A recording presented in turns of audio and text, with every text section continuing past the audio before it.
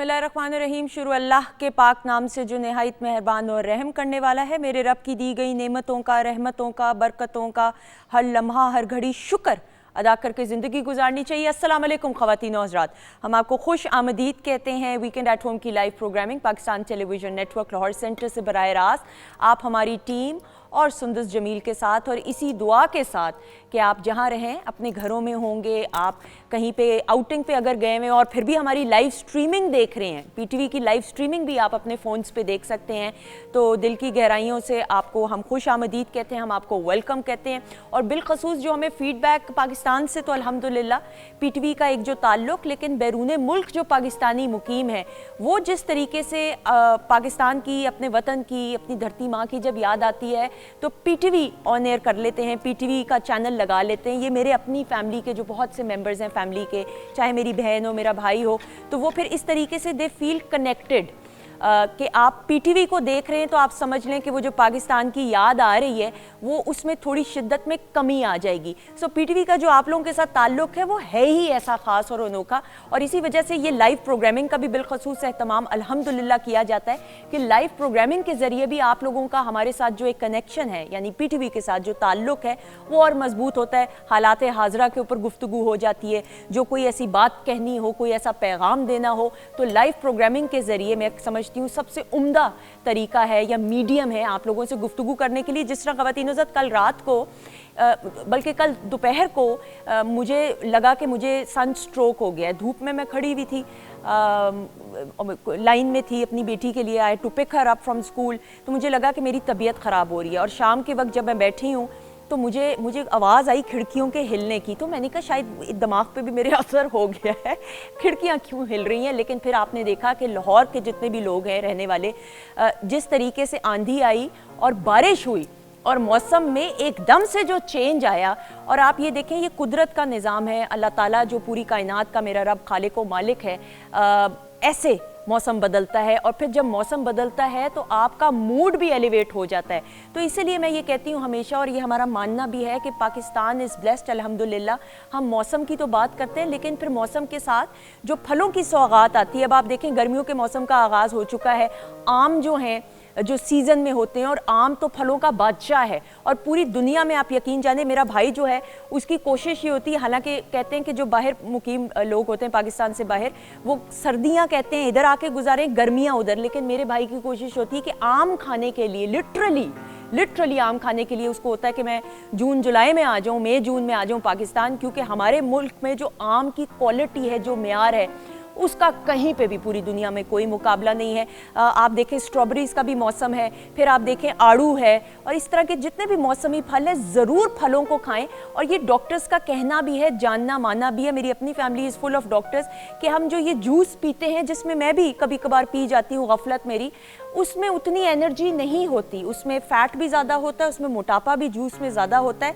इससे बहुत बेहतर है कि आप साबत उस फल को खा लें, बजाय इसके कि उसका आप जूस निकाल के, जिस तरह माल्टे मौसमी, खैर अब तो आउट ऑफ सीज़न है, लेकिन स्ट्रॉबेरी हो गया, आप स्ट्रॉबेरी वैसे खा लें। अब तरबूज आ चुका है, तरबूज ज़रूर खाइए, उसको ठंडा फ्रिज में करके। तो ज़रूर ये अल्लाह ताला की दी गई नेमतें हैं, इनसे फैज़याब भी होएं, इनसे जितना हो सके फ़ायदा भी उठाएं। बहरहाल जी, लाइव प्रोग्रामिंग, और आज हम लाइव कॉल्स देंगे। सादी अरशद साहिबा की 042-992-00-628 हमारा नंबर है। शेफ़ अनम हमारे साथ मौजूद हैं, ज़रा जानते हैं कि आज क्या करने वाली हैं किचन में। अस्सलाम वालेकुम। वालेकुम अस्सलाम, कैसी हैं आप? अल्लाह का शुक्र। अनम, क्या कुछ होने वाला है आज? हम जैसे भी आपने बात की वाटरमेलन की, तो आज हम वाटरमेलन मोहितो बना रहे हैं। थोड़ा सा मिंट इसमें ऐड करूँगी ताकि उसकी जो है ग़िज़ायत वो और ज़्यादा अच्छी हो जाए।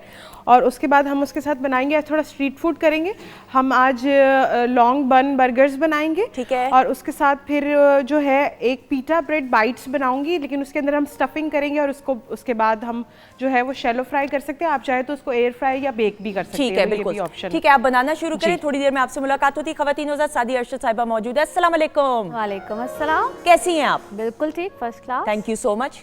तैयार हैं आप? बिल्कुल जी। अभी हम ब्रेक भी लेंगे, मैं पहले दूसरे मेहमान का तारुफ करा दूं और उसके बाद फिर हम आपकी लाइव कॉल्स का, आपकी और सादिया का ये मामला है जी। मैं तो सिर्फ लिखने के लिए यहाँ पे बैठी हूँ। मेरे सामने जो मेहमान शख्सियत मौजूद है, बहुत ही मोतबर घराने से। क्लासिकल मौसीकी की बात करें तो कुछ ऐसे घराने पूरी दुनिया में क्लासिकल मौसीकी के लिए जो अपनी एक कॉन्ट्रीब्यूशन है, और मैं जब बात करती हूँ अकबर अली साहब की, तो इनके जो चचा हैं उस्ताद मुबारक अली खान साहब, उनकी शागिर्दी भी, और फिर इनके बड़े भाई जावेद बशीर साहब को कौन नहीं जानता, और फिर इनकी अपनी एक लेगेसी और बड़ी उम्दगी के साथ, शाइस्तगी के साथ और बाअदब अंदाज से जो भी पेश करते हैं, उम्दगी के साथ करते हैं। तो हमारे साथ मौजूद हैं अकबर अली साहब। अस्सलाम वालेकुम। वालेकुम अस्सलाम जी। कैसे हैं आप अकबर भाई? मैं बिल्कुल ठीक हूँ, आप कैसी हैं? बहुत शुक्रिया, थैंक यू सो मच। और ख़वातीनों साथ बातचीत का सिलसिला जारी है। मुझे बता दीजिएगा, हमने वक्फा भी लेना है। 042992000628 हमारा नंबर है।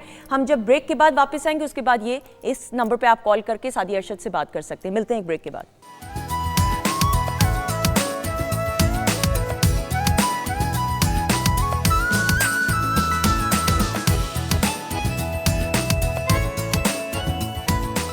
जी ख़वातीनो ज़ात, हम आपको एक बार फिर खुश आमदीद कहते हैं। 042992000628 हमारा नंबर है। सादी अरशद साहिबा हमारे साथ मौजूद हैं, अकबर अली साहब मौजूद हैं, शेफ अनम भी मौजूद हैं। आपकी हम कॉल्स भी लेंगे इंशाल्लाह ताला, और फ़ी कॉलर एक हम सवाल लेंगे ताकि ज़्यादा कॉलर्स को हम इस महदूद वक्त में एडजस्ट कर सकें। अच्छा Sadia, before we take the calls, थोड़ा सा इस हफ्ते का अगर एक जायज़ा भी लेते हुए आने वाले हफ्ते का।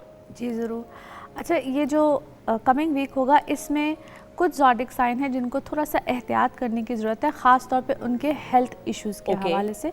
जिस तरह जेमिनाइज़ हैं, किसी हद तक लिब्राज हैं, फिर सेजिटेरियस हैं और कुछ एक्वेरियस हैं, क्योंकि सन की ऐसी पोजीशन बनी है जो कि जिनको हेल्थ इश्यूज़ ऑलरेडी हैं तो वो ज़्यादा एहतियात करें। ठीक है। स्किन एलर्जीज़ होंगी, आईसेड इन्फेक्शंस, ये लोग ज़्यादा थोड़ी सी इसकी गिरफ्त में आएंगे, और ख़ास तौर पे जेमिनाइज। बिल्कुल ठीक। जेमिनाइज अगर कोई लिटिगेशन यानी कि अदालती मामलात हैं, या अगर कोई प्रॉपर्टी बाय करना चाहते हैं, सेल करना चाहते हैं, ऑलरेडी उनको थोड़ी सी डिफ़िकल्टीज़ का सामना होगा। एग्रेसिव ना हो, थोड़ा सा अपने जज्बात गुस्से पे काबू। सही। अकबर भाई, आप कौन से महीने, आपका स्टार कौन सा है या मंथ में कौन से पैदा हुए थे? लिब्रा। लिब्रा, इनके बारे में क्या तासुरात हैं आपके? लिब्रा इस वक्त तो बेहतर होगा, लास्ट ईयर से ज़रा बेहतर होगा, लेकिन पर्सनल इमोशनल लाइफ थोड़ी सी अगर है तो थोड़ी सी डिस्टर्बेंस, ऑलरेडी कुछ मामलात को इनको सेटल करना पड़ रहा होगा। पहले से ज़्यादा इन्होंने अपने फ़ैसले खुद से लेना शुरू किए होंगे, मामलात अपने हाथ में लेना शुरू किए होंगे, लेकिन समटाइम्स चीज़ों को सेटल करने में थोड़ी सी प्रॉब्लम आती है। बिल्कुल सही। क्या ठीक है? सही कह रही आप हैं। बिल्कुल कोई, अकबर भाई आप हंसते भी हैं कि नहीं? मैंने वैसे आपको वैसे बिल्कुल अभी कोई बात हुई नहीं हंसने वाली। नहीं, पर तो ऐसे भी हंस लेना मैं चाहिए। इनके बारे में एक और बात जी। कहूँगी, इसको हम कहते हैं थोड़ा सा इनका मिजाज शुरू से ही, इसको हम कहते हैं आर्टिस्ट, ये एक होता है अपने मिजाज के मालिक। इंट्रोवर्ट हैं ज़्यादा। इंट्रोवर्ट होंगे, कुछ लोगों में ये बहुत अच्छे होंगे और कुछ लोगों में ये बहुत सोच समझ, कैलकुलेटिव अच्छा, है। यानी हम उनमें से हैं कि हमारे सामने सोच समझ के बोलेंगे। मुझे समझ आ गई है सारी, ये मुझे आ गई समझ। जी नाजिया से पूछेंगे। अस्सलाम वालेकुम, रावलपिंडी से बात कर रही हैं जी। वालेकुम सलाम। जी कैसी हैं आप? ठीक हैं? अल्लाह का शुक्र। आप अल्लाह का शुक्र। आपकी दुआएं किसके बारे में जी पूछना है? मैंने अपनी बेटी के बारे में पूछना है। जी नाम बताइए। बेटी का नाम सवेरा फीर है। ओके, और डेट ऑफ बर्थ और ईयर? 2 दिसंबर 2005। 2 दिसंबर 2005। जी। अच्छा, बेटी का नाम दोबारा बताइएगा प्लीज। सवेरा फीर। सवेरा। ओके जी, क्या पूछना चाहेंगी? बेटी मेरी बीमार रहती है और कुछ समझ नहीं आता इसको क्या मसला है। ठीक है, मतलब बीमारी, ओके, कोई खास किस्म की बीमारी या वैसे कमजोरी या? इनको कोई सर से रिलेटेड या नर्वस सिस्टम से रिलेटेड तो कोई प्रॉब्लम नहीं रहती है? बस जी ऐसे ही कोई मसला है कुछ। ठीक है जी, लाइव जवाब सुनिएगा। थैंक यू सो मच जी। अच्छा देखिए, एक तो ये है कि बच्ची आपकी ना, इसको हम कहते हैं टेंशन में रहना या कोई ट्रॉमा है, कोई इस टाइप की प्रॉब्लम है इनको। सबसे पहला तो मेरा मशवरा होगा कि इनको आप जिसको हम कहते हैं किसी साइकोलॉजिस्ट को या कुछ ऐसे मामलात को इनको चेक कराइए, और बेटी को बहुत प्यार कीजिए। इनको प्यार की, तवज्जो की एक हद से ज़्यादा ज़रूरत है। इनको अपने करीब कीजिए। मैं मदर को ख़ास तौर पे कहूँगी कि मदर के साथ इनका जो एक ताल्लुक़ है, रिश्ता है या जो कुर्बत है, मोहब्बत है, वो थोड़ी सी मुझे कम नज़र आती है। बेटी को आप बिल्कुल अपने करीब कर लीजिए। कुछ फैमिली में, घर में ऐसे सर्कमस्टांसेस नज़र आते हैं जिसकी वजह से कुछ गैप है, बच्ची के और माँ के दरमियान भी कुछ गैप है, कुछ इस तरह की प्रॉब्लम्स है जो कि सबसे पहले तो घर में ही फिगर आउट कीजिए और उसके बाद बच्ची को किसी दिखाइए, किसी साइकोलॉजिस्ट को दिखाइए, जो कि हमारे यहाँ एक बहुत बड़ी मिथ है, एक टैबू है कि भाई अल्लाह ना करे, दिखा जैसे देंगे तो पता नहीं हम क्या कहलाए जाएंगे कि हम तो पागल हैं बिल्कुल या सही। फलाना पागल है। It's not like that. ये वर्ड अपनी जिंदगी से हम सबको निकाल देना ऐसा ही, चाहिए, ठीक बिल्कुल है? ऐसा ही। ये कुछ ऐसे मसाइल होते हैं जिसको हम नफ्सियाती मसाइल या समटाइम्स, देखिए हम सब इस वक्त जितने लोग भी यहाँ मौजूद है ना कहीं कोई किसी ना किसी मामले में फंसा हुआ होता है। मैं बीइंग अ NLP ट्रेनर, क्योंकि NLP से रिलेटेड मैं कभी चाहूँगी कि हम किसी शो में इसके बारे में बात करें, जिसमें मैं बताऊँगी कि कहाँ कहाँ हम अपनी ज़िंदगी में फंसे हुए होते हैं जहाँ से हम निकल सकते हैं। बिल्कुल सही जी। सरगोदा से कौन कॉलर है जी? अस्सलाम वालेकुम। सलमा जी।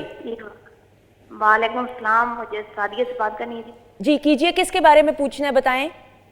ये मुझे छोटी सिस्टर के बारे में पूछना है। नाम बताइए। फिजा अली। सॉरी? फिजा अली जी। फिजा अली, ठीक है जी। डेट ऑफ बर्थ और ईयर?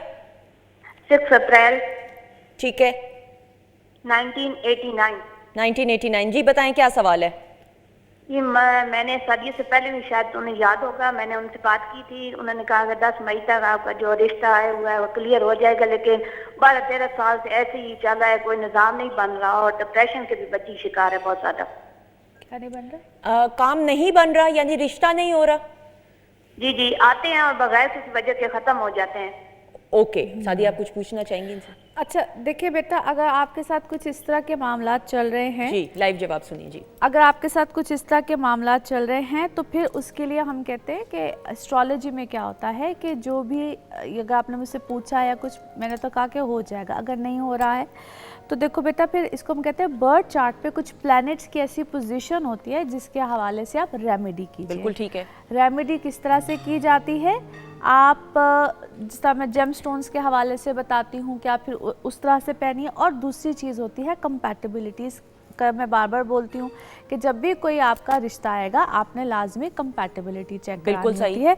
अभी तो चलिए मैं आपको एक रेमेडी बता देती हूँ। और रिश्ते में भी ना देखिए, इसको हम कहते हैं लो प्रोफाइल लोग, यानी कि आप जिस तरह की हैसियत मामले में होते हैं उससे ज़रा थोड़े से लो प्रोफाइल आते हैं तो थोड़ी सी कॉम्प्रोमाइज्ड शादी होती है। आप जिस तरह का स्टैंडर्ड, जिस तरह की चीज़ को चाहोगे, समटाइम्स उस तरह के मामला तो नहीं आते, तो थोड़ा सा कॉम्प्रोमाइज़ करना होता है। फ्लेक्सिबिलिटी लानी पड़ेगी। जी, फ्लेक्सिबिलिटी। अभी के लिए तो मैं आपको बताती हूँ, आप एमरल्ड पहनिए, ठीक है? और एमरल्ड भी इस फिंगर में पहनना होता है, लास्ट फिंगर में एटलीस्ट 4 कैरेट। 4 कैरेट से कम नहीं होना चाहिए, 4 कैरेट से प्लस होना चाहिए।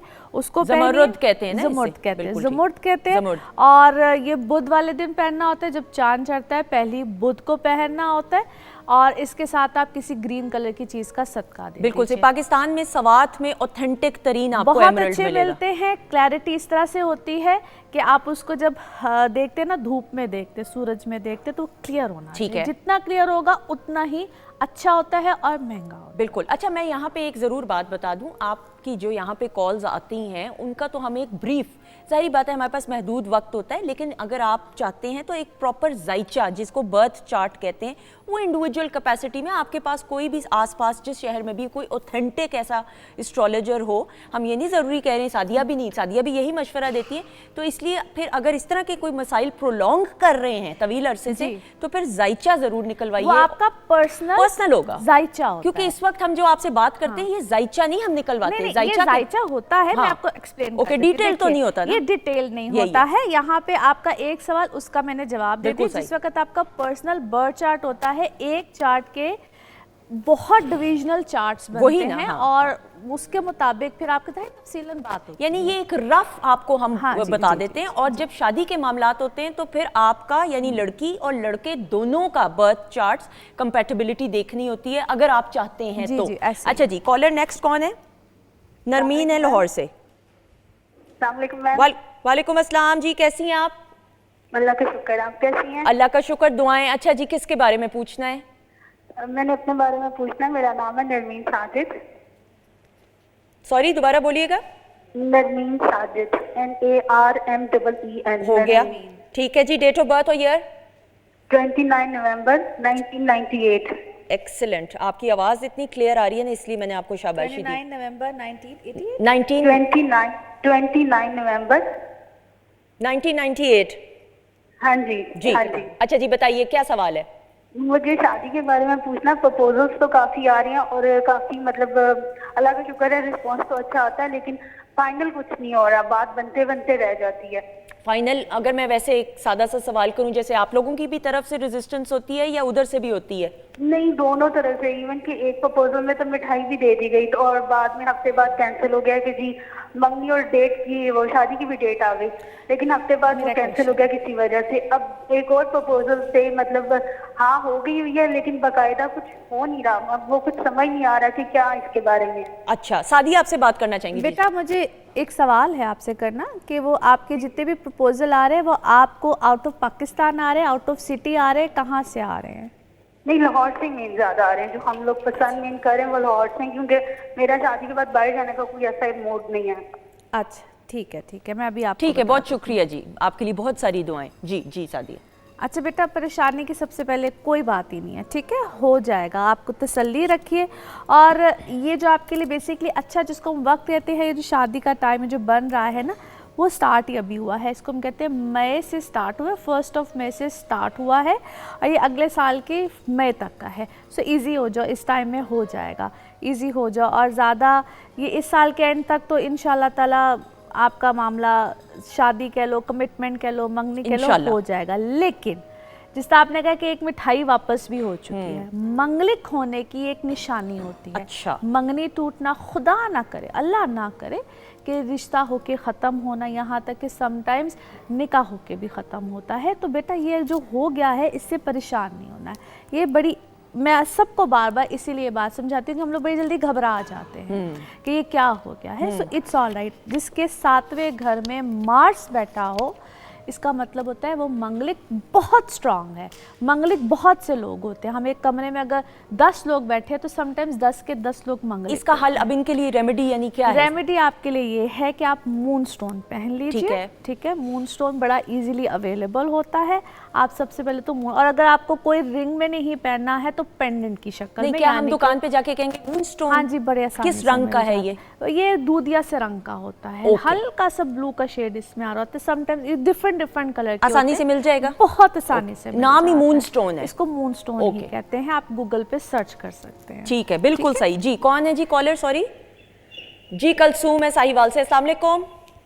वालेकुम सलाम जी, क्या हाल है आपका? अल्लाह का शुक्र, आपकी दुआएं। जी बताइएगा, हुक्म, किसके बारे में पूछना है? जी मैंने अपने बारे में पूछना है। मेरे पास औलाद नहीं है 12 साल से। ठीक है, आप डेट ऑफ बर्थ हो ये बताइए। 1984 5 मार्च। 5 मार्च? हाँ जी 1984। ओके जी, और सवाल आपका? मेरे मियाँ भी ठीक नहीं रहते, कभी उन्हें कोई बीमारी होती है, कभी कोई। बस ये पूछना है आपसे कि क्या वजह है ये? क्या सही। मुझे जरा पैनल से भी बताइएगा, इनकी आवाज थोड़ी मफल कर रही है। अगर औलाद नहीं है आपकी, आप ये कह? डेट ऑफ बर्थ भी अगर पता तो बता दें जी, और ईयर दोबारा बताइएगा प्लीज। 84 है ना? 84। 1984। ठीक है, मियाँ की भी डेट ऑफ बर्थ जी, मियाँ की डेट ऑफ बर्थ बताइए प्लीज। नहीं 1983 है। 1983 83 नहीं, वो तो आपकी हुई ना? हाँ जी, मियाँ की नहीं मुझे पता, बस ये मुझे अपना पता है। अच्छा ठीक। 83। हाँ, आपने और कुछ पूछना है? उनको मियाँ की पता ही नहीं है ना? हाँ। और इनकी 83 है कि 84 है? नहीं 83 है। 83 है ना जी, मुझे बताइएगा प्लीज। जी 83 है जी। डन हो गया। ठीक है जी, बहुत शुक्रिया। लाइव जवाब सुनिएगा। थोड़ी सी आवाज़ आपकी माजरत के साथ, जो सुनने वाले वो कहेंगे मफल कर रही है, तो इसलिए फिर हम पैनल से मदद लेते हैं। जी अच्छा देखिए, जो औलाद के हवाले से होते हैं ना, मैंने इसीलिए इनके हस्बैंड की पूछी थी कि वो मियाँ बीवी दोनों की जब देखो तो फिर पता चलता है, चीज़ों को हम बता सकते हैं कि क्या मसला है। अगर मैं देखो आपकी देखो ना बहन, तो मुझे ऐसा लगता है कि इसको हम कहते हैं कि डिले होना, प्रॉब्लम होना, कोई गायनी के कोई मामलात होना, लेकिन ट्रीटमेंट और उन सब चीज़ों के साथ कोई हल निकलता है। लेकिन मुझे ऐसा पॉसिबिलिटी लगती है कि हस्बैंड वाइफ दोनों के कुछ मसाइल होंगे, फिर हस्बैंड का भी कोई मसला होगा, ठीक है, जिसकी वजह से अल्लाह ताला ने कुछ इस नेमत से आपको महरूम रखा है, लेकिन दुआ खैर करते रहना बिल्कुल। चाहिए अल्लाह ताला के यहाँ। देर होता है मगर अंधेर और नहीं ख़वातीन होता है। हज़रात ये बात ज़रूर याद रखिएगा, मेरा रब जो है पूरी कायनात का खालिक व मालिक है, वो मौजज़ों का बादशाह है, उसके ख़जाने में कोई कमी नहीं आएगी। तो मायूस नहीं हो ना, दुआ करते रहें। देर आए दुरुस्त आए वाली बात है, लेकिन बस मायूस ज़िंदगी में नहीं होना, ये ना करें। इसलिए क्योंकि ज़िंदगी में जब आप मायूस हो जाएंगे तो फिर आपकी ज़िंदगी के जो इमीडिएट रिश्ते हैं उन पे असर आना शुरू हो जाता है। तो फिर ये एक मशवरा है। एक बड़ा अच्छा अमल मुझे किसी ने बताया था और मैंने यकीन कीजिए कि मौज़ा होता हुआ भी देखा है। आप ऐसा कीजिए कि 123 डेज़ के लिए बिस्मिल्लाहिर्रहमानिर्रहीम को लिखिए, यानी कि पढ़िए। पहले तो बिस्मिल्लाहिर्रहमानिर्रहीम आपने पढ़ना है, फिर जो भी आपकी दुआ है, जो भी आप चाहते हैं उसको लिखिए। ठीक है, 123 डेज के लिए इसको डेली लिखना शुरू कीजिए। 123 दिन के लिए। हाँ, ठीक है। पढ़ना भी 123 दफ़ा है डेली और लिखना भी। ठीक है।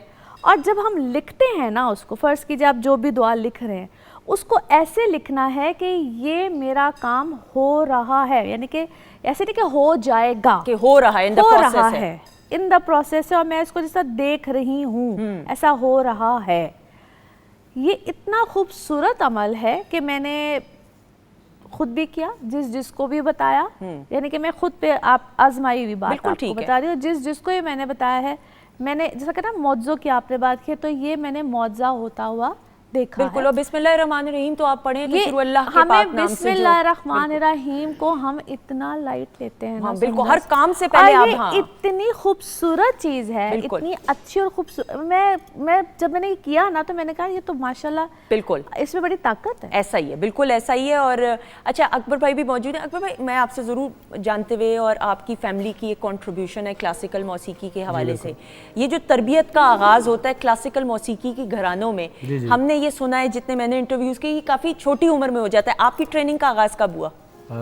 मैं भी आई थिंक 16-17 साल का था। ठीक है। जब मैंने अपने ताया उस्ताद मुबारक अली खान साहब की शागिर्दी की बकायदा। ठीक है। तो वहाँ से ये तरीम का जो बिल्कुल सही। अच्छा, एक तो ये कि वो आपके चचा हाँ साहब, लेकिन फिर वो उस्ताद भी, तो जब तरबियत का आगाज़ हुआ, ट्रेनिंग का आगाज़ हुआ, तो फिर वो चचा कम और उस्ताद ज़्यादा हो गए थे? बिल्कुल ऐसा ही है। हाँ, वो उनको फिर क्या कहते हैं, उस उस्ताद की नीयत से, और क्या कहते हैं, वो वही अदब एहतराम। तो अल्हम्दुलिल्लाह बहुत कुछ उनसे सीखने को मिला मुझे। बिल्कुल। और मैं और लकी भी हूँ कि मुझे मेरे घर से ही मिला है, अल्हम्दुलिल्लाह। बिल्कुल सही, बिल्कुल सही। हम सादिया अरशद साहिबा का शुक्रिया अदा करते हुए, ख़वातीन नौज़ात आपका भी शुक्रिया अभी नहीं, प्रोग्राम के अख्ताम में अदा ज़रूर करेंगे, लेकिन प्रोग्राम देख रहे हैं, आपका शुक्रिया। अकबर अली साहब हमारे साथ मौजूद हैं, और शहनशाह गज़ल मेहदी हसन खान साहब को ट्रिब्यूट पेश करते हुए, खराज तहसीन पेश करते हुए, गुलों में रंग भरे, राग दरबारी, प्लीज़।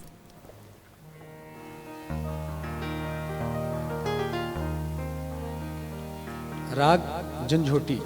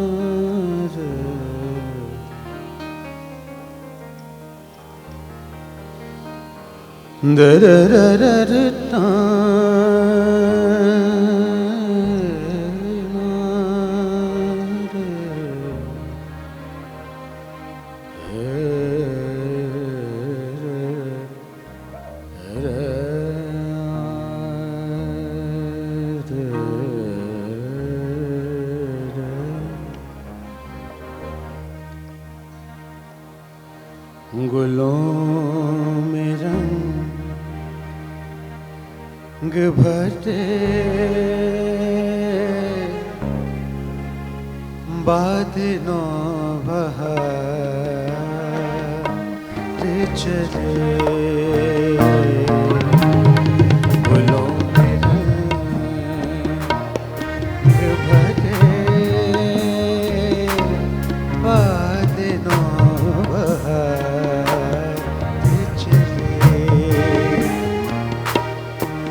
चले भी आओगे गुलशन का कारोबार चले फूलों में रंग भरे बाद नौबहार चले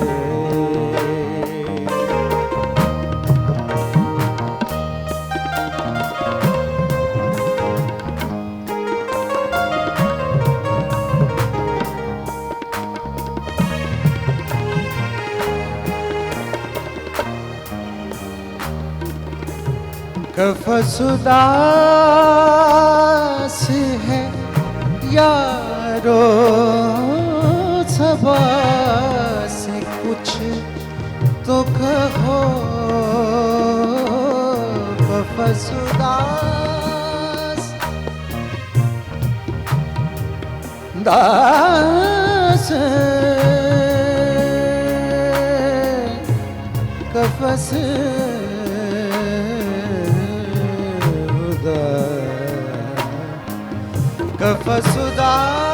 कफसुदास है यारो सबा से कुछ तो कहो नहीं तो मेरे खुदा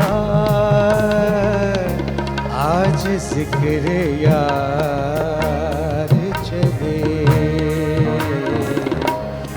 नहीं तो बहरे खुदा आज जिक्र यार चले चले भी आओगे गुलशन का कारोबार चले गुलों में रंग भरे बाद नौबहार चले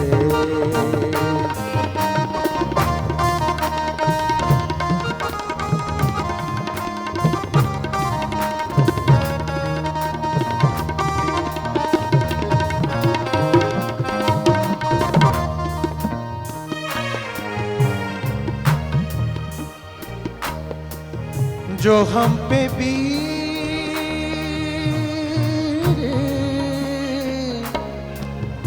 जो हम पे गुजरी सो गुजरी मगर शबे हिजरा जो हम पे गुजरी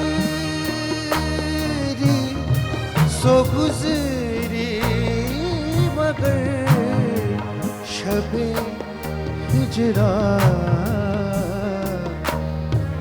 हमारे अश्क तेरी आकबत सवार चले हमारे अश्क तेरी आकबत सवार चले चले भी आओगे गुलशन का कारोबार चले गुलों में रंग भरे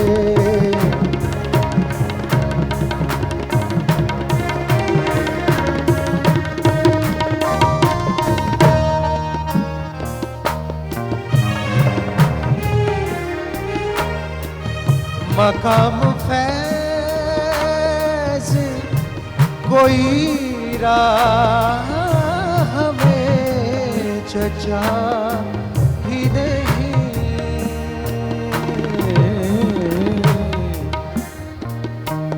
ओ मकाम ओ मकाम ओ मकाम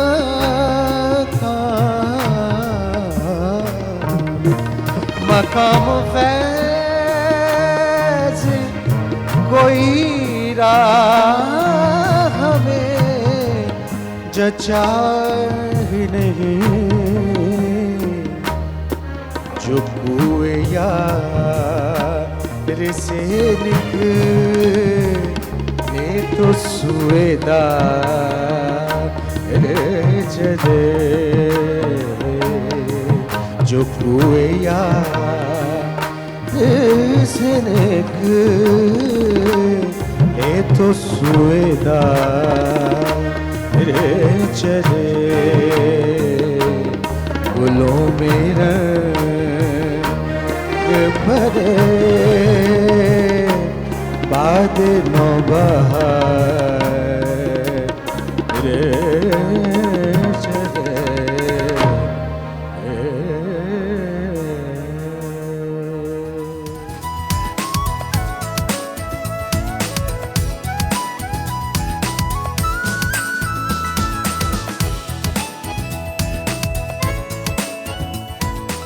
जी ख़वातीन हज़रात, हम आपको खुश आमदीद कहते हैं वीकेंड एट होम की live programming Pakistan television network Lahore centre से बराह रास्त आप देख रहे हैं।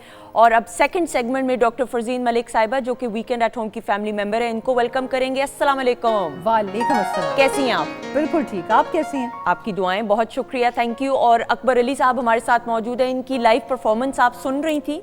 मैंने आते ही तारीफ की है इनकी। हाँ।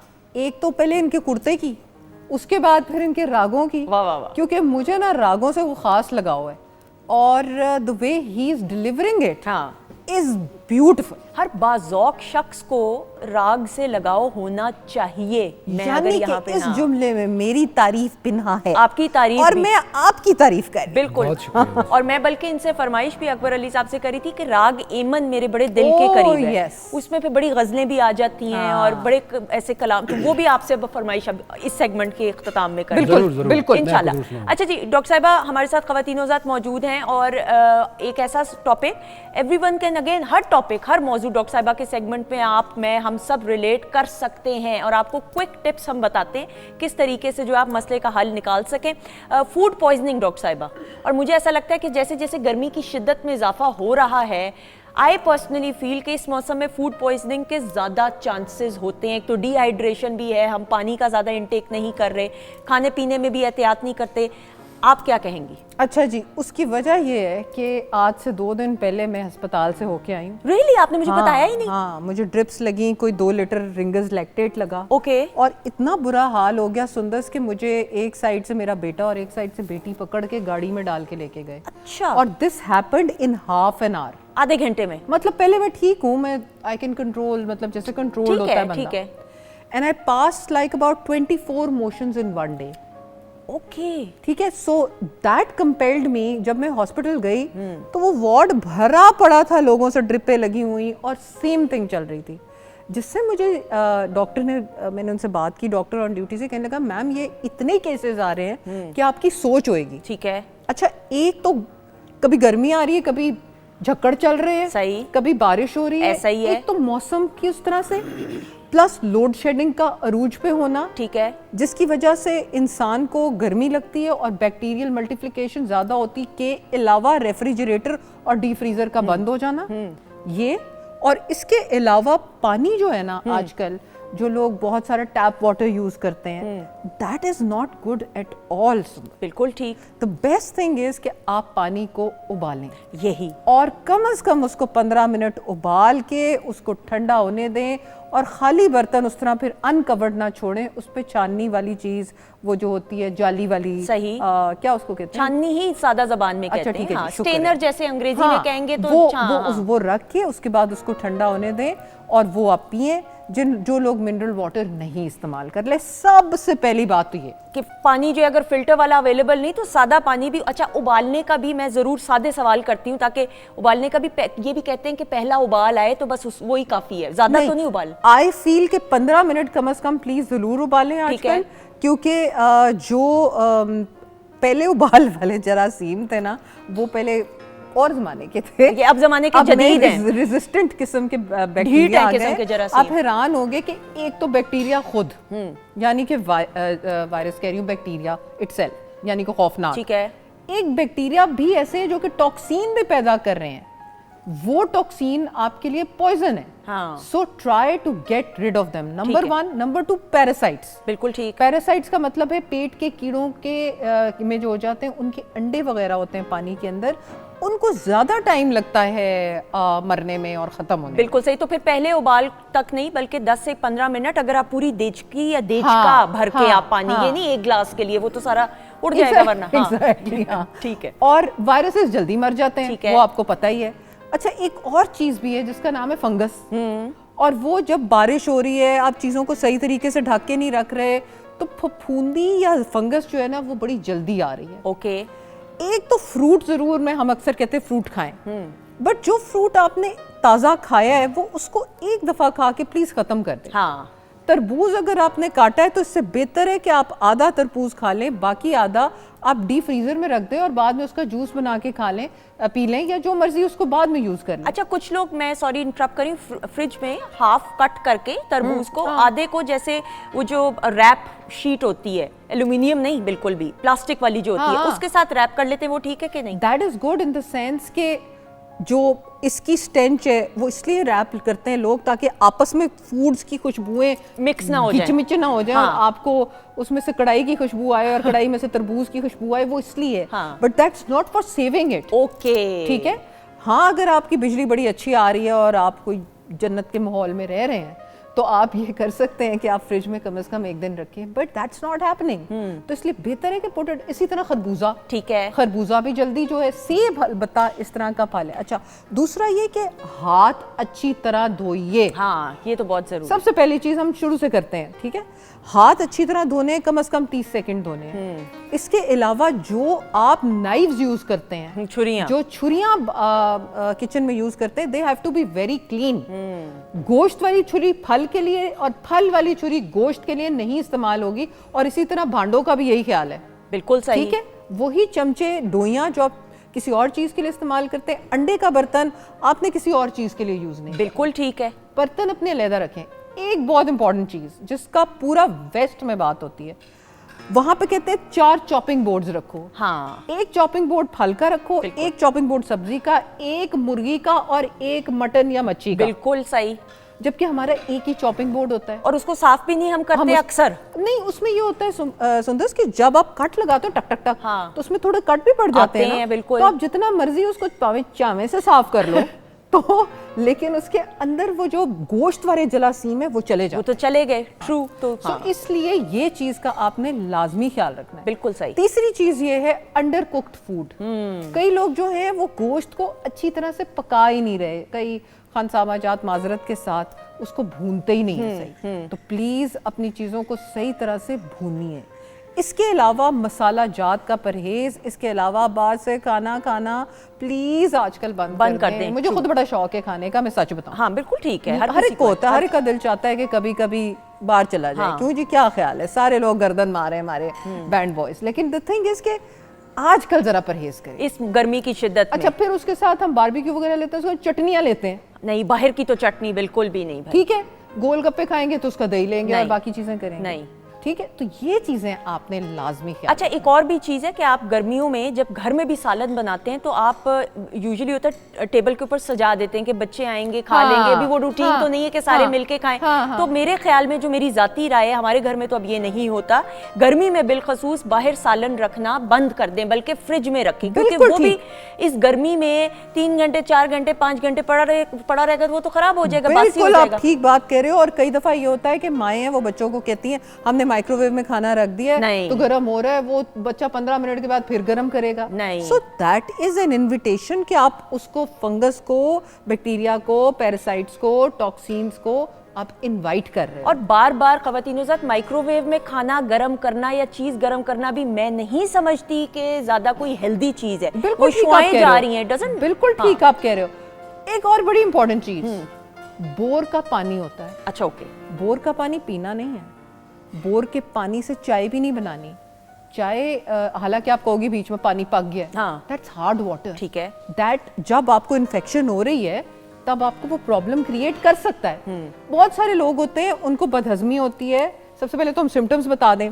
बदहज़मी हो सकती है, वॉमिटिंग फीलिंग हो सकती है, नौजिया हो सकता है, मतली हो सकती है, आपको स्वॉलोइंग में निगलने में प्रॉब्लम हो सकती है, आपकी आवाज़ चेंज हो सकती है, आपकी आंखें जो हैं उनकी विजन ब्लरी हो सकती है, चलने फिरने में प्रॉब्लम हो सकता है, मोशंस का बहुत ज़्यादा पास होना, वॉमिटिंग होना, और इसके अलावा बॉडी के ऊपर इनवॉलंटरी कंट्रोल के कहीं आपको कहीं दर्द हो रही है तो कहीं आपको कहीं दर्द बिल्कुल हो रही ठीक है। तो ये वाले सीन्स कुछ ऐसे सिम्टम्स हैं जिनकी तरफ आपने तवज्जो देनी है। आपने अस्पताल कब जाना है?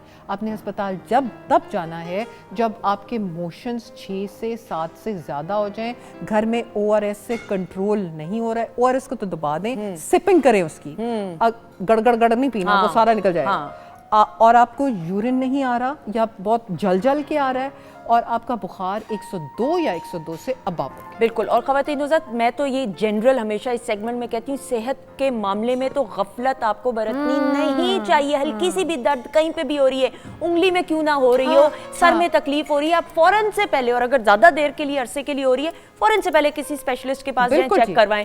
डोंट टेक थिंग्स लाइटली, क्योंकि सेहत होगी तो आप जिंदगी की नेमतों को एंजॉय कर सकेंगे। अब ऐसा मुझे बताइएगा, आपकी क्या रूटीन होती है खाने के मामलात में और उठने के हवाले से?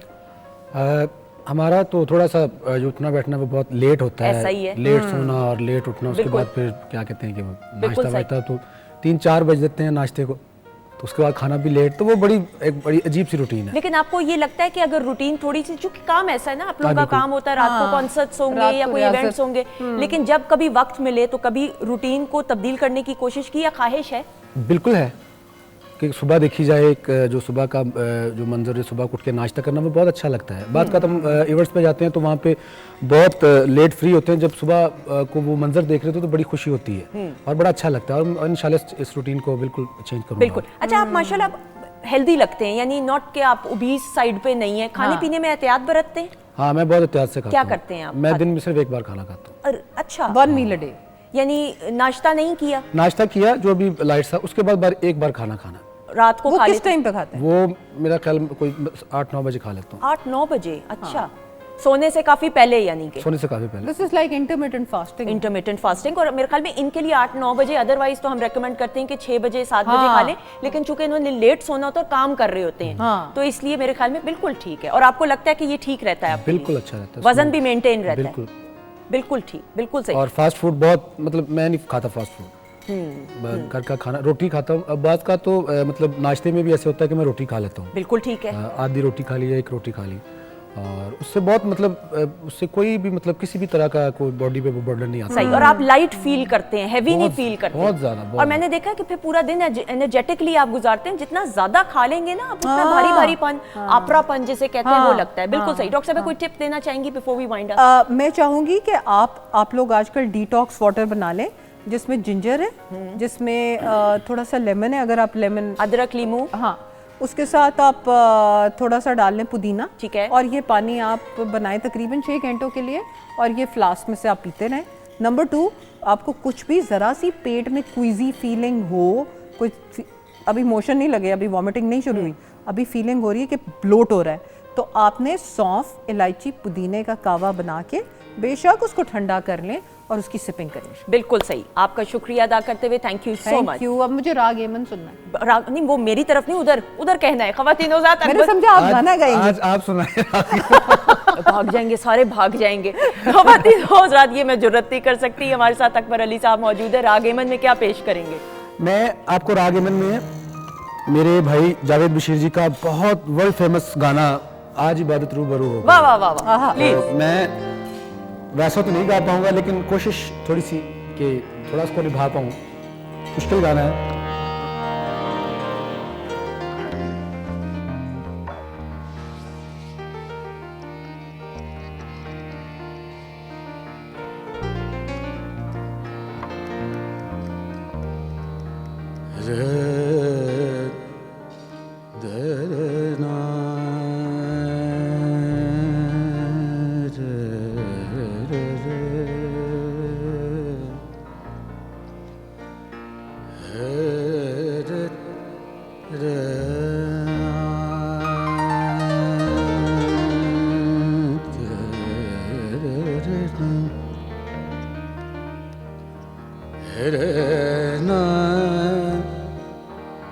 आज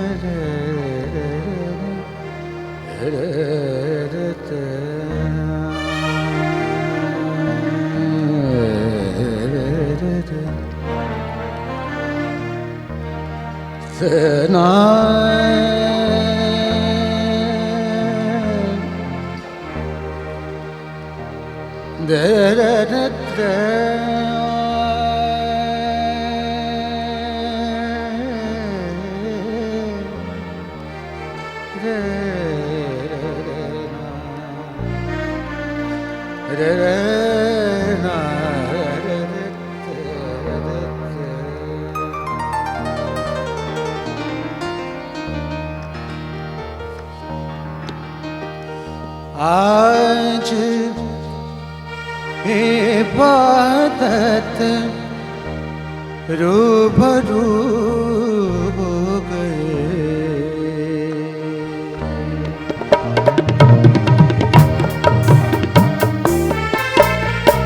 आज इबादत रूबरू हो गए।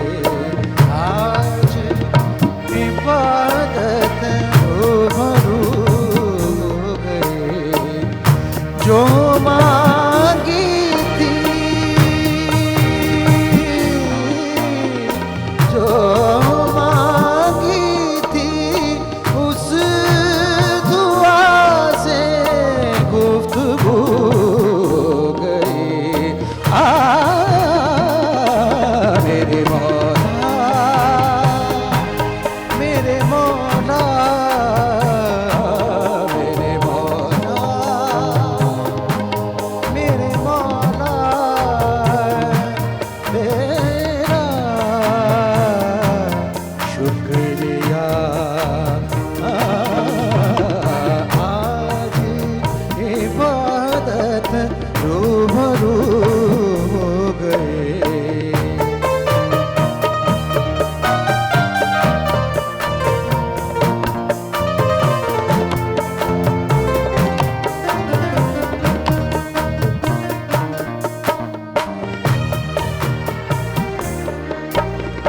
दर्द के अंधेरों से आ गए उजालों में। तेरे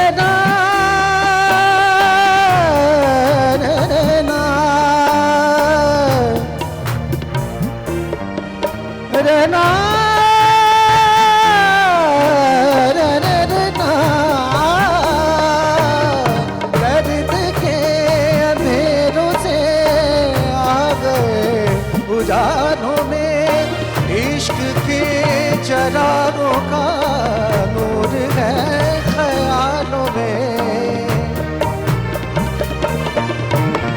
नजरों से तेरी चाह दिल पे रफ़ू हो गई, दिल पे रफ़ू हो गई। मेरे मौला, मेरे मौला, मेरे मौला, मेरे मौला, तेरा शुक्रिया। आज इबादत रूबरू हो गए।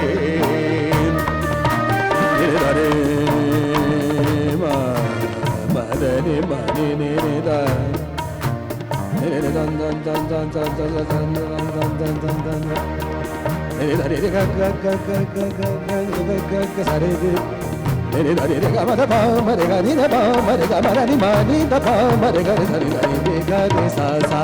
आज इबादत रूबरू हो गए।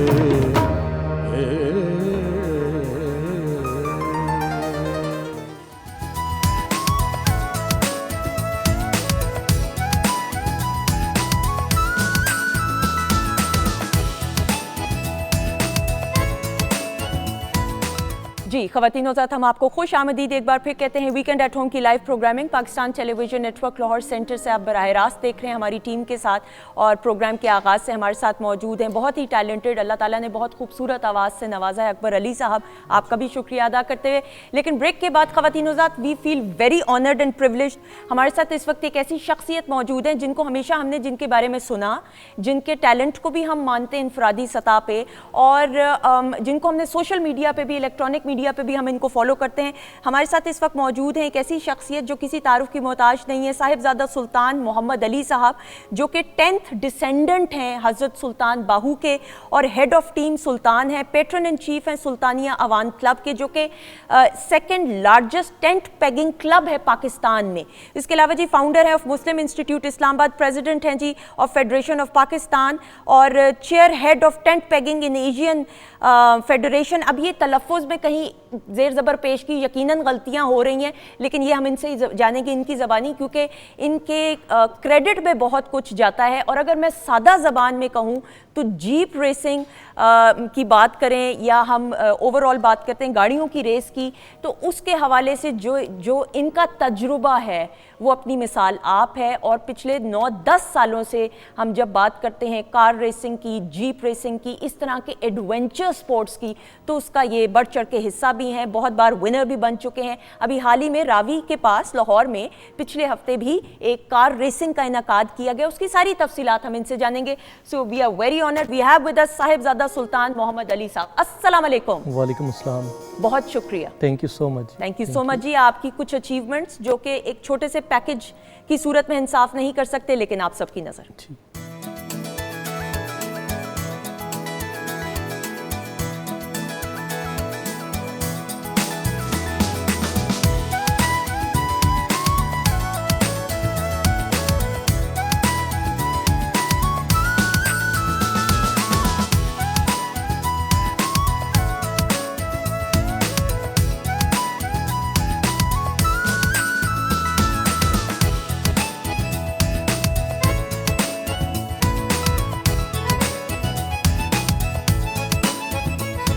जी ख़वातीन और हम आपको खुश आमदीद कहते हैं। हमारे साथ इस वक्त मौजूद हैं none other than Sahibzada Sultan Mohammad Ali साहब। सर ना, ये मजाक नहीं है, ये लग आपको रहा है किसी हॉलीवुड की फिल्म के सीन हैं, लेकिन जब हम जीप रेसिंग की बात करें, कार रेसिंग की बात करें, या कोई इसकी और कोई प्रोफेशनल टर्मिनोलॉजी है, अब इसकी अगर आदत किसी को पड़ जाए, कहते हैं ये एक एडिक्शन है, और जिसको आदत पड़ जाए फिर इस आदत से आप अलग नहीं हो सकते। बिल्कुल ऐसे। प्लीज़ इस पे रोशनी डालिएगा। जी एक्चुअली जैसे कि हज़रत सुल्तान बाहू की निस्बत के हवाले से भी आपने बताया, तो हमारी फैमिली की ये लेगेसी है कि हमें बचपन से ही घुड़सवारी की, नेज़ाबाजी की तरबियत दी जाती है, और वो हमारी घुट्टी के अंदर है। और चूँकि हमारा ताल्लुक़ अवान कबीला से है, जो कि शेर खुदा हज़रत सैयदना अली अल-मुर्तज़ा रज़ी अल्लाह तआला अन्हु की निस्बत आती है, तो वो घुड़सवारी, नेज़ाबाजी इस तरफ तो बचपन से ही रुझान था, उसकी तरबियत भी ली, और पाकिस्तान के जितने भी बड़े इवेंट्स होते हैं उन सब में पार्टिसिपेट भी किया, और अल्हम्दुलिल्लाह अल्लाह ने कामयाबी भी दी माशाल्लाह। तो फिर मैंने जी 2015 में ऑफ रोड रैली का बाकायदा आगाज़ किया, और जो कि हमारे मोटर स्पोर्ट के लेजेंड हैं नादिर मक्सी साहब, उनसे मैंने इसकी तरबियत ली, उनसे सीखा, और ठीक 1 साल के बाद 2016 की जो हमारा पाकिस्तान का सबसे बड़ा रैली इवेंट है चुलिस्तान, वो मैंने विन किया। तो मैंने इससे ये सीखा भी, और मैं यंगस्टर्स को भी बहुत हम लोग इनकरेज करते हैं कि बजाय इसके कि आप रोड के ऊपर, स्ट्रीट्स के ऊपर गाड़ी चलाएं, तेज़ गाड़ी चलाएं, तो आप न सिर्फ जो रास्ते में चलने वाले लोग हैं उनके लिए ख़तरे का बायस बनते हैं, बल्कि आपकी अपनी जान और माल भी ख़तरे के अंदर है। तो हम ये रिकमेंड करते हैं कि आप अपने स्किल को डेवलप करें, और जो बाकायदा ट्रैक्स हम हुकूमत की सरपरस्ती के अंदर बनते हैं, और हमारे मोटर स्पोर्ट की फ्रेटर्निटी उसके अंदर अपनी पूरी एफर्ट देती है, और हम ट्रैक्स बनाते हैं ऑफ रोड के अंदर भी, और ऑन रोड ट्रैक्स भी अभी हमारे पास कराची में, लाहौर में, इस्लामाबाद में मौजूद हैं, जहाँ पे ऑटो क्रॉस वगैरह का भी आगाज़ हो चुका है। तो हम ये रिकमेंड करते हैं कि यंगस्टर्स वहाँ आके अपने आप को पॉलिश करें, अपने स्किल को पॉलिश करें, और पाकिस्तान के झंडे के साथ पूरी दुनिया में जाएं और मुल्क का नाम रोशन करें। बिल्कुल सही। पहली रेस याद है आपको? बिल्कुल याद है। पहली रेस का बताएं। पहली रेस 2015 की चुलिस्तान रैली थी, और मुझे कोई इतना रेस का एक्सपीरियंस भी नहीं था, गाड़ी बनाने का इतना एक्सपीरियंस नहीं था। तो मेरी गाड़ी 3 दफ़ा ख़राब हुई और बहरहाल हमने रैली फिनिश की। ठीक है। तो मेरा जो टाइम था वो नादिर मक्सी साहब से 53 मिनट लेट था। अच्छा। तो मैंने ये सोचा कि शायद अगर मैं 10 मिनट के गैप पे आ जाऊं तो मेरी बहुत बड़ी अचीवमेंट होगी। ठीक। लेकिन मैं क्रेडिट नादिर मक्सी साहब को ही देता हूं कि उन्होंने मुझे जिस तरह से सिखाया, बिल्कुल अपने छोटे भाइयों की तरह और अपने बहुत अजीज़ दोस्तों की तरह, तो उनकी उस मेहनत की वजह से 1 साल बाद मैंने वही चोलिस्तान रैली विन की। एक्सेलेंट। तो ये जो ट्रैक्स होते हैं, जिस तरह आपकी हम पहले रेस की हम जो बात करें, ये ट्रैक कितने दुरानिये के होते हैं, यानी 2 घंटे, 1.5 घंटा, 1 घंटा, ये कितने किलोमीटर्स के होते हैं? जी, जो हमारी आम तौर पे जो रैलीज होती हैं वो तकरीबन 200 से लेके 250 किलोमीटर्स का ट्रैक होता है। ओके। और जो चोलिस्तान की रैली है ये 500 किलोमीटर या इससे कुछ ज़्यादा ट्रैक होता है। बिल्कुल सही। क्या ये बात दुरुस्त है कि जो रेसर गाड़ियाँ होती हैं, रेस वाली गाड़ियाँ, वो एक तो स्पेशल मेक होती हैं, उनको डिज़ाइन किया जाता है। अब चोलिस्तान में जो गर्मी की शिद्दत, और मेरा नहीं ख्याल मौसम में बहुत तब्दीली आती होगी, इसी तरह ही चलता होगा मौसम, आप बेहतर तरीके से बता सकते हैं, जहाँ इस्लाह की ज़रूरत हो वहाँ पे जो रेसर गाड़ियाँ होती हैं उसमें AC नहीं होता। Is it true? एग्जैक्टली। जो हमारी प्रोफेशनल क्लास की गाड़ियाँ हैं उसमें तो हम ये भी देख रहे होते हैं कि अगर कोई टिश्यू का बॉक्स है तो वो भी हम निकाल देते हैं कि इससे वेट हमने कम करना है। ये एक साइकोलॉजिकल है जी। तो हम वो उससे एयर कंडीशन और उससे रिलेटेड जितनी भी चीज़ें हैं वो गाड़ी को लाइट वेट करने के लिए भी उतारते हैं। और जब आप रेस में AC चलाते हैं तो वो आपकी स्पीड को और हॉर्स पावर को भी कम करते हैं। तो वो हम अवॉइड करते हैं कि AC वगैरह हो भी सही तो हम नहीं चलाते, और हमारी गाड़ियों में तो है ही नहीं। बिल्कुल। Just on a lighter note, अगर टिश्यू का डब्बा हटा रहे हैं तो पानी की बोतल भी नहीं रख रहे होंगे, तो पानी कैसे पीते होंगे? नहीं, पानी तो रखते हैं। वो हमने जो रेसर्स के लिए स्पेशल वो होते हैं जी बैग्स, जिनके जरिए हम सिप कर सकते हैं पानी को। बिल्कुल सही। यूजुअली जो ये रेस होती है, इसमें एक गाड़ी में कितने अफराद? 2? वो अगेन वेट वाली बात आ गई, तो एक ही शख्स होता है या कोई दूसरा भी होता है कंपनी करने? जी, 2 लोग होते हैं जी। एक ड्राइवर और को ड्राइवर होता है जो कि इन केस ऑफ एमरजेंसी आपको हेल्प भी करता है, टेक्निकली मैकेनिकली अगर किसी चीज़ की हेल्प की ज़रूरत है। और खुदा न खास्ता ड्राइवर अगर किसी वजह से गाड़ी नहीं चला सकता तो को ड्राइवर कैन ड्राइव। ओके। लेकिन हमारी जो वुमेन कैटेगरी है उसमें को ड्राइवर की जगह नेविगेटर होता है, जो सिर्फ नेविगेट कर सकता है, वो गाड़ी चला नहीं सकता। बिल्कुल सही। बहुत सारे इंटरेस्टिंग वाकयात होंगे इन रैलीज के दौरान, रेस के दौरान, कोई आप हमारे साथ शेयर करना चाहें? कभी कोई गाड़ी जिस तरह आपने कहा खराब? जी, बहुत सारी चीज़ें हैं, बहुत सारी यादें हैं। एक्चुअली मेरे एक बड़े अच्छे दोस्त भी हैं, इरफान भाई, वो मेरे साथ को ड्राइव कर रहे थे। हमारी झलमक्सी की पहली रैली थी। ठीक है। और ये चोलिस्तान मैंने की और फिर झलमक्सी ये ओवरऑल दूसरी रैली थी। तो मेरे पास मैनुअल स्टिक शिफ्ट गाड़ी थी, तो वो ख़ुद बड़े अच्छे ड्राइवर हैं। अभी माशाल्लाह उन्होंने B प्रोफेशनल क्लास में रेस विन भी की हब में, बट उस वक्त तक वो सिर्फ को ड्राइविंग करते थे। तो मैं सेकंड गियर में जा रहा था, उन्होंने मुझे एडवाइस किया कि यहाँ से आप थर्ड लगा लें। तो मैंने एक दफ़ा उनके कहने पे, तो दोबारा जब उन्होंने एडवाइस किया तो मैंने कहा भाई आप को ड्राइवर हैं, आप को ड्राइविंग करें। ये मेरा काम है कि मैंने कौन से गियर में गाड़ी चलानी है। बिल्कुल सही। तो बहरहाल बहुत सारे, चूँकि आप उस वक्त बहुत हाई स्पीड पे होते हैं, और आपका जी एक तो आपका फोकस होता है, दूसरा क्योंकि गाड़ी बिल्कुल अंदर से बंद होती है, हम शीशे नहीं खोलते कि अंदर मट्टी आती है, AC वगैरह नहीं चल रहा होता, हमने फायर प्रूफ अंडर गारमेंट्स और फिर उसके ऊपर फायर प्रूफ सूट होता है, फायर प्रूफ ग्लव्स होते हैं सारा। तो हमारी गाड़ी के टेम्परेचर भी उस वक्त जो है अंदर का वो बहुत ज़्यादा हाई होता है, क्योंकि धूप उस वक्त होती है, डेजर्ट में होते हैं, और हमारी बॉडी का टेम्परेचर भी जो है वो उस वक्त काफ़ी ज़्यादा होता है। आपकी हार्ट बीट मैं रिकॉर्ड करता हूँ जो स्मार्ट वॉच है उससे, तो हार्ट बीट जो है वो 164 165 के करीब होती है उस वक्त जब हम रैली में होते हैं। तो आप वैसे भी एक नॉर्मल कंडीशन में नहीं होते कि आप बहुत अच्छा डिसेंट तरीके से बात कर सकें। बिल्कुल तो हम यही एडवाइस करते हैं कि हमारे अंदर के जो GoPro कैमराज हैं उनकी वीडियो लीक नहीं होनी चाहिए। बिल्कुल से आपने तो बड़े तहजीब के दायरे में उनको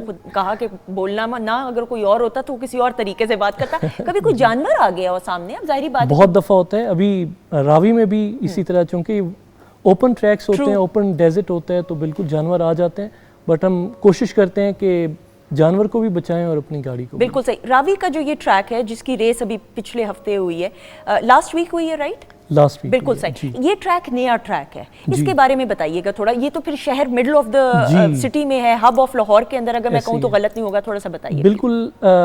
ये ट्रैक 2 वजह से जी मुझे बहुत ज़्यादा पसंद आया। एक तो लाहौर शहर के बहुत करीब था, हमारे बहुत सारे दोस्त जो कि डेजर्ट में दूर दराज का सफ़र करके नहीं आ सकते, तो वो यहाँ पे आके उन्होंने रेस देखी, हमें सपोर्ट किया, और बहुत सारे यंगस्टर्स और लाहौर से गए होंगे जो कि आमतौर पे डेजर्ट में नहीं जा सकते। और नंबर 2, ये बहुत सीनिक ट्रैक था, रावी के किनारे के ऊपर गाड़ी चल रही थी स्पीड में, और उसकी एक अपनी थ्रिल थी, अपनी एक खूबसूरती थी, और ट्रैक भी बहुत अच्छा था। लेकिन चूँकि ये ओपन डेजर्ट नहीं है कि आपके पास बहुत सारा उसमें मौका हो, स्पेस हो कि आप डिफरेंट एक ट्रैक बना सकें, बट मैं अप्रिशिएट करता हूँ पंजाब हुकूमत को, टूरिज़्म डिपार्टमेंट को, जिन्होंने इस रैली का इनकाद किया और कामयाब अल्हम्दुलिल्लाह। बिल्कुल, और आई थिंक ये बड़ा एक पॉजिटिव खुशाइन एक स्टेप है। हम कहते हैं कि एडवेंचर स्पोर्ट्स के लिए प्लेटफॉर्म्स, तो इस तरीके से ये प्लेटफॉर्म्स प्रोवाइड हो रहे हैं यंगस्टर्स के लिए। और अगर मैं कहूँ तो आप आई एम श्योर अग्री करेंगे, एक तरह का यंगस्टर्स का भी कथासिस हो जाता है। अब जिनको ड्राइविंग का शौक है या जिस तरह हैवी बाइक्स चलाते हैं, तो इस तरह की जब मौके मिलते हैं इन बच्चों को, तो फिर उनका कथासिस इस तरीके से प्रॉपर अंदाज से होता है। बिल्कुल आप सही फरमा रहे हैं जी, और ये बड़ा ज़रूरी है।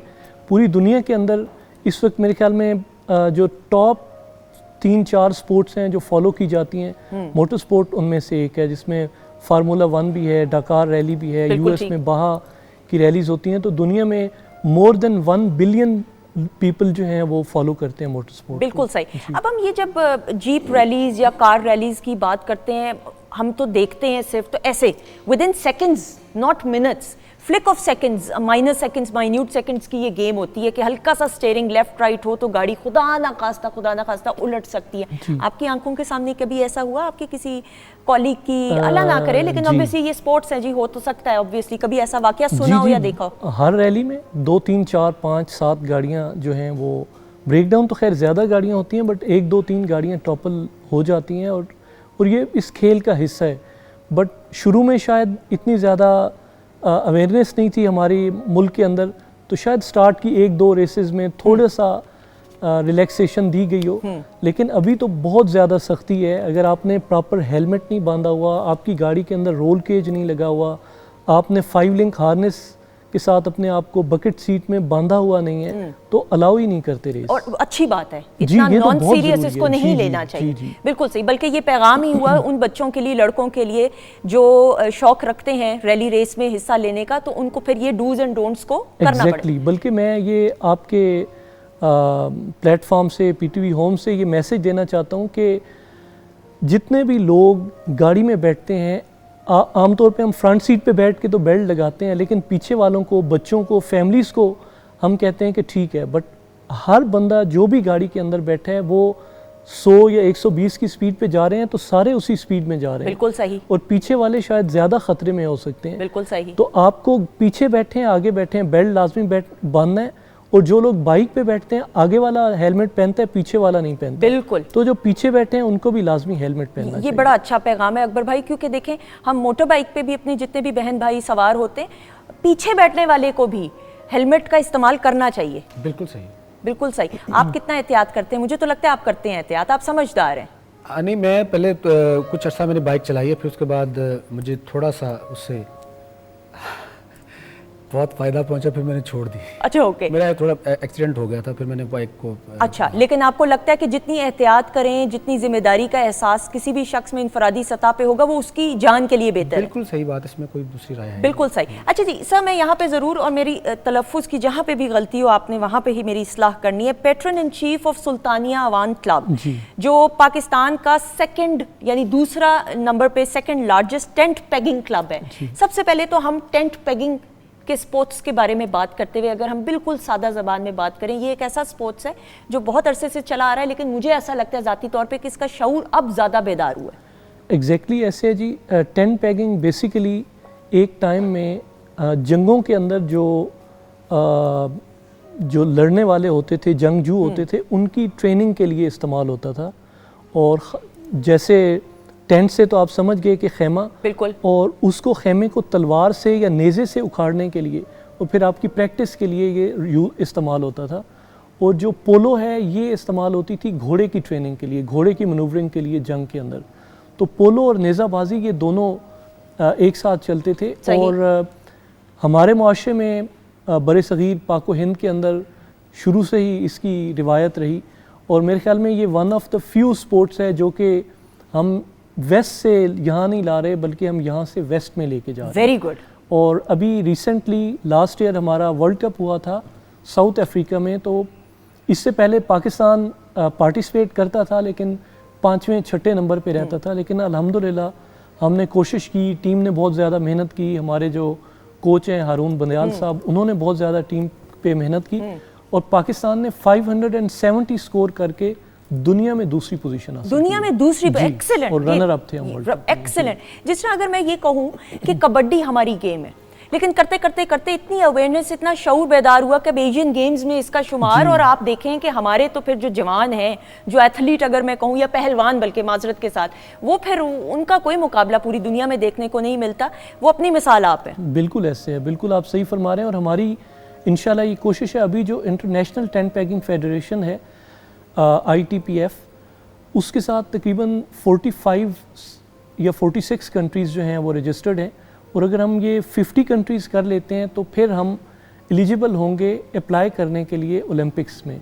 अच्छा। तो अगर हम इंशाल्लाह ताला उसके लिए हमारी कोशिशें जारी हैं, और मैं चूँकि चेयर हेड हूँ एशियन इक्वेस्ट्रियन फेडरेशन के अंदर, तो वहाँ भी हम ये कोशिश कर रहे हैं कि इंशाल्लाह यहाँ से हम इसको एशियन गेम्स के अंदर लेके आएँ और फिर वहाँ से ओलंपिक्स का सफर। बिल्कुल। और दुनिया में इस हवाले से कौन सा मुल्क सरे फहरिस्त है या टफ कंपेटिटर होगा? जी वैसे तो काफ़ी सारे ममालिक हैं जहाँ पे नेज़ाबाजी खेली जाती है, बहुत सारी गल्फ़ की कंट्रीज़ में, यूरोप में, US की भी टीम है, और पाकिस्तान की माशाल्लाह बहुत अच्छी टीम है। लेकिन अभी जो वर्ल्ड कप जिन्होंने विन किया है वो सऊदी अरेबिया है।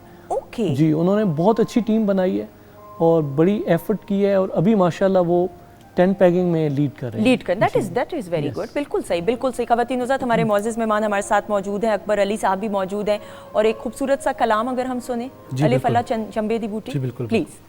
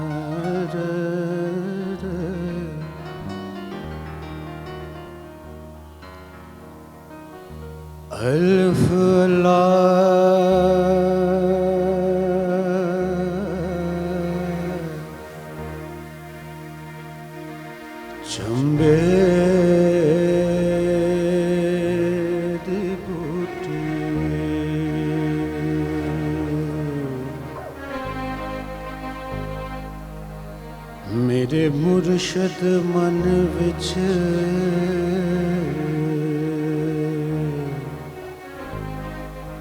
लाए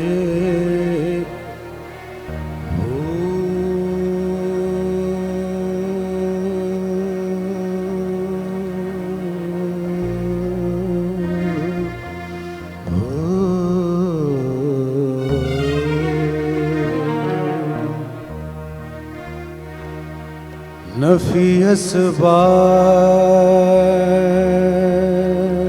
दा पानी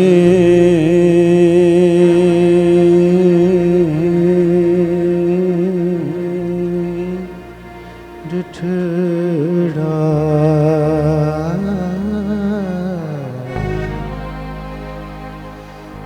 ओ हर रगे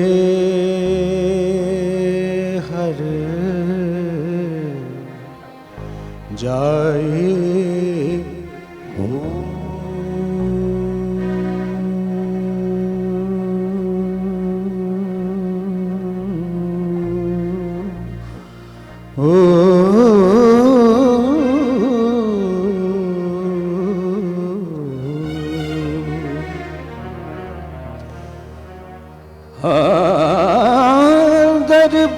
दरबूटी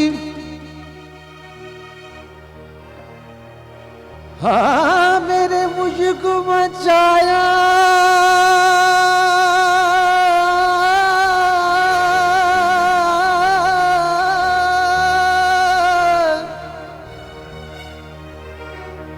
अंदर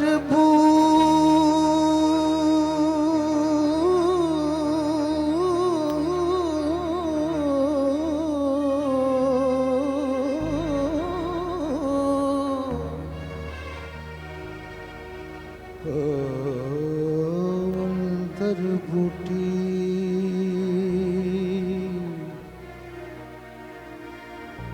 मेरे मुश्क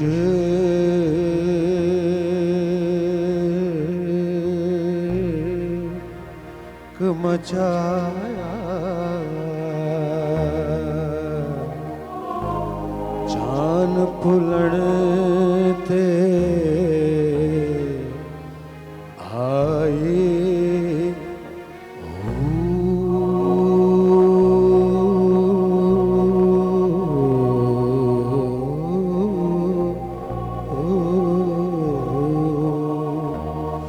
जीवे मुर्शद कामिल बाबू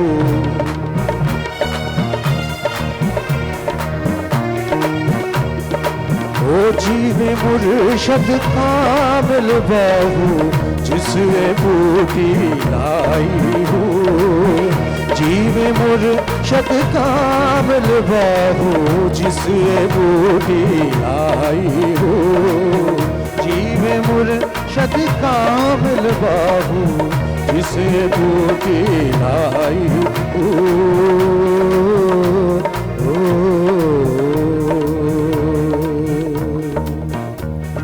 पढ़ पढ़ इल्मते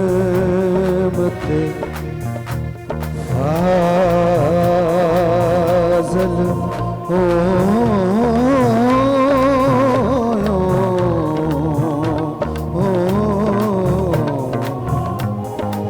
तालब हो जरदा हो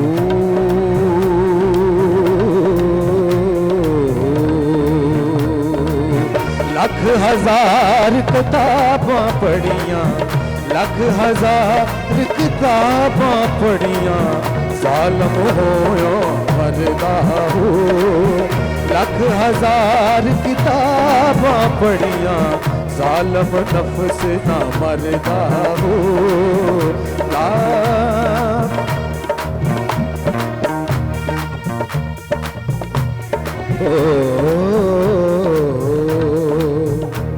अल्लाह पढ़ियो हाफिज हो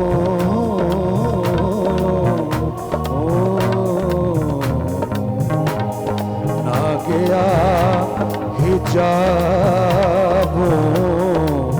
पर्दा हो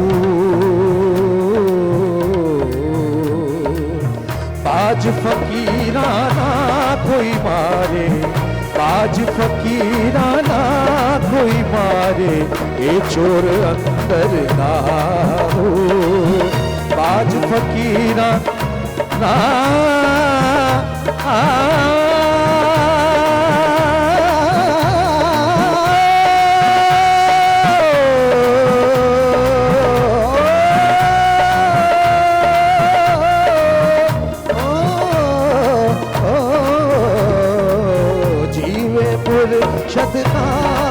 बाबू जीवे मुर्शद कामिल बाबू जिसे बूटी लाई हो जीवे मुर्शद कामिल बाबू जिसे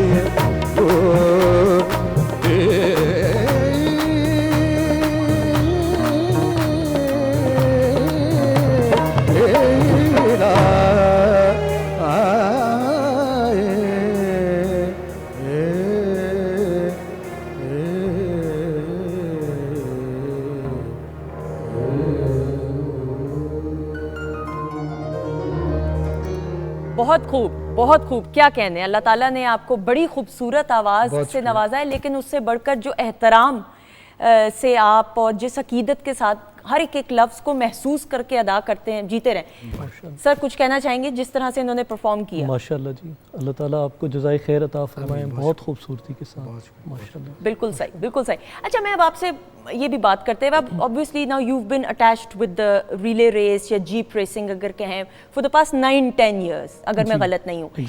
कितनी अवेयरनेस वक्त के साथ साथ लड़कों में जो या यंगस्टर्स या जो भी उम्र की तो कोई कैद नहीं है इसमें अगर मैं गलत नहीं हूँ तो ये भी बल्कि बताइए कोई उम्र की भी कैद है? नहीं, इसमें कोई कैद नहीं है लेकिन जो फार्मूला 1 की रेसिंग है उसमें आप 35 के बाद रिटायर हो जाते हैं। ठीक है। लेकिन ऑफ रोड रैलीज़ में तो 60, अभी हमारे नादिर मक्सी साहब माशाल्लाह वो 60 प्लस हैं बट रॉक कर रहे हैं। बिल्कुल। अकबर, ये यानी कि इकबाल भाई हिस्सा ले सकते हैं रेस में कि नहीं, प्लीज बताइएगा जो गिटार पे हैं। इनको थोड़ी ज़्यादा ट्रेनिंग की ज़रूरत होगी लेकिन ले सकते हैं। आपने अंडर एस्टिमेट किया। गिटार तो नहीं लेके जा सकेंगे?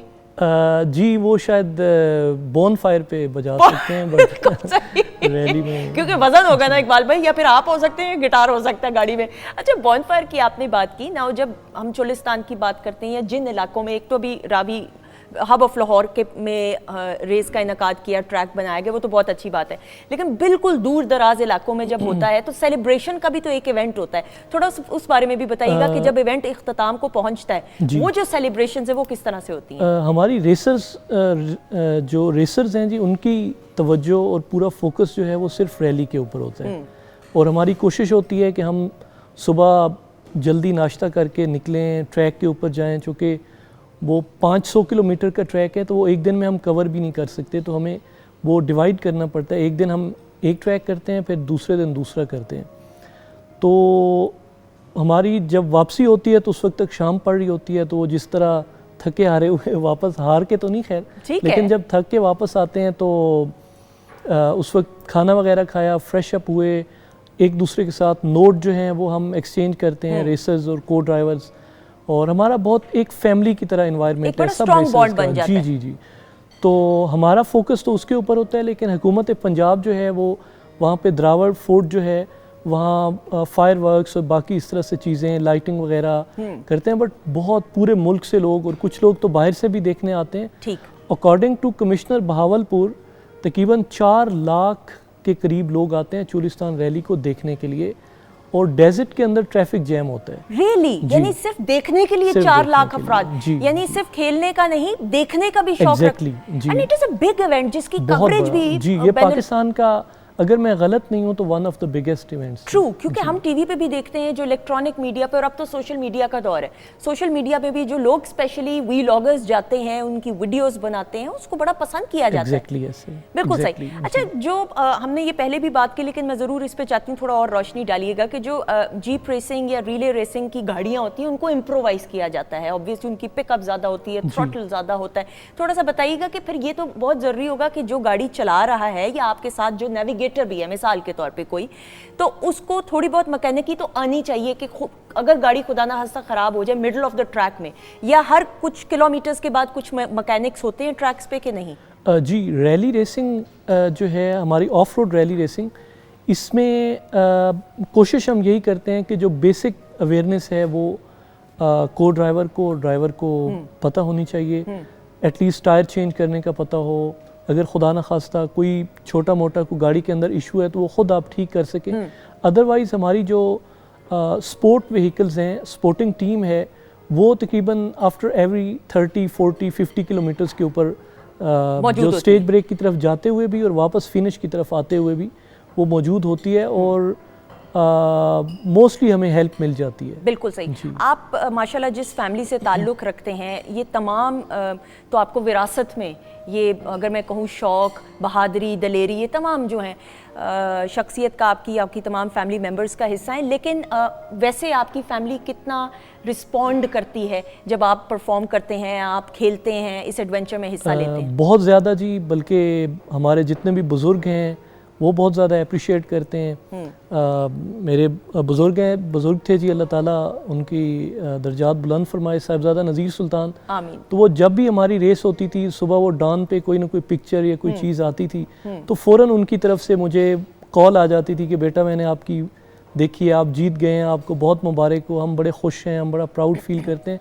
तो ये बुज़ुर्गों की तरफ से एक एप्रिसिएशन होती है या उनका दस्ते शफ़क़त होता है जो आपके हौसले को और ज़्यादा बढ़ाता है। बिल्कुल सही। कोई पैगाम देना चाहेंगे नौजवान नस्ल, यंगस्टर्स? नौजवान नस्ल को तो मैं ये गुजारिश करना चाहता हूँ कि पाकिस्तान अल्लाह ताला की एक नेमत है, पाकिस्तान अल्लाह ताला का एक इनाम है। पाकिस्तान की कदर करें, पाकिस्तान से मोहब्बत करें, और ये इंतज़ार ना करें कि कौन सा जो डिपार्टमेंट है या कौन हुकूमत आपको क्या दे रही है, बल्कि आप ये देखें कि हम पाकिस्तान के लिए क्या कर रहे हैं। आप उस दिन का इंतज़ार न करें जिस दिन आपके हाथ में कोई इख्तियार है या आप किसी बड़े ओहदे पे बैठ के आप कुछ कर सकते हैं। बल्कि आप अपनी कैपेसिटी में जहाँ पे भी हैं, अगर आप एक दरख्त लगाकर पाकिस्तान की खिदमत कर सकते हैं तो आपको अपने हिस्से का दरख्त आज लगा देना चाहिए। वाह, वेरी वेल सेड। आपका शुक्रिया अदा दिल की गहराइयों से करते हुए। अल्लाह ताला आपको और कामयाब करे। बहुत शुक्रिया। आमीन सुम आमीन जी। शेफ अनम हमारे साथ मौजूद है, उनका भी शुक्रिया अदा करते हुए। Thank you so much. जीती रहें, खुश रहें। अकबर साहब का शुक्रिया अदा करते हुए, और आप दुआएं समेटने का हुनर जानते हैं। अल्लाह ताला आपको बहुत तरक्की दे। आमीन सुम आमीन। और ख़वातीन हज़रत, कल का दिन बड़ा ख़ास, गो के मैं हमेशा ये ऑफ एयर ऑन एयर कहती हूँ कि माँ बाप से मोहब्बत का इजहार करने के लिए हम एक दिन फिक्स नहीं कर सकते, लेकिन कल पूरी दुनिया में मदर्स डे बहुत जोशो खरोश, एहतराम और अकीदत और मान के साथ मनाया जा रहा है। और ये मत भूलिएगा कि जिस औलाद ने अपने माँ बाप को राज़ी कर लिया, उसने खुदा को राज़ी कर लिया। और जब अपने रब के साथ बंदे के ताल्लुक़ की बात आती है तो हम ये मानते हैं और जानते हैं और कहते हैं कि वो मेरा रब जो 70 माओं से बढ़कर प्यार करता है। इससे इस खूबसूरत और पाकीज़ा रिश्ते की पाकीज़गी का आप अंदाज़ा लगा सकते हैं। दिल खोल के अपनी वालदा से मोहब्बत का इजहार कीजिए। कल की special episode weekend at home की बड़ी दिल के करीब और ख़ास होने वाली है। आंखें नम भी हो जाएं तो अच्छी बात है। माँ बाप के एहतराम और मोहब्बत और इश्क, मोहब्बत और प्यार सतही रिश्ते, इश्क में आपकी आंखें नम होनी चाहिए। सो कल की लाइव स्पेशल प्रोग्रामिंग इंशाल्लाह ताला। अपना बहुत सारा ख्याल रखिएगा। हमारी तरफ से खुदा हाफिज़। लेकिन जाने से पहले एक कलाम सूफियाना, जिसको हमने शुरू में कहा था लेकिन अब हम चाहेंगे कि अब आप पेश करें। जी बिल्कुल, प्लीज़।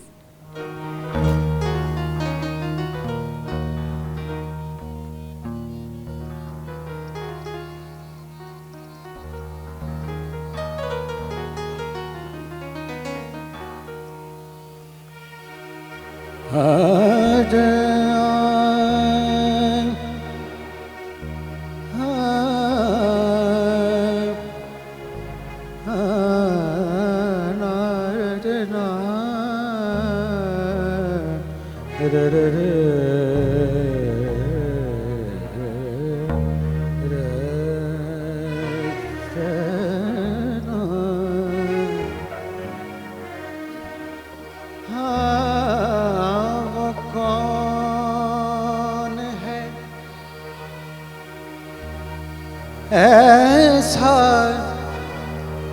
जो तेरी शक्ल दिखा दे,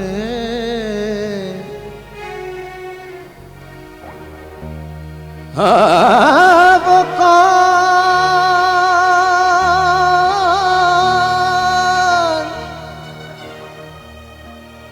हाँ वो कौन है ऐसा जो तेरी शक्ल दिखा दे।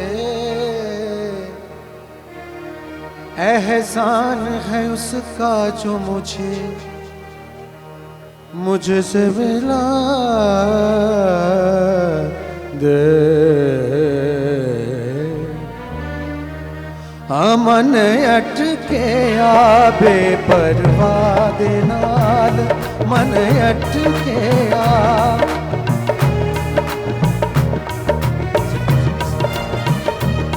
मन अटके आबे परवाह दे नाल, उस दीन दुनी दे शाह दे नाल, उस दीन दुनी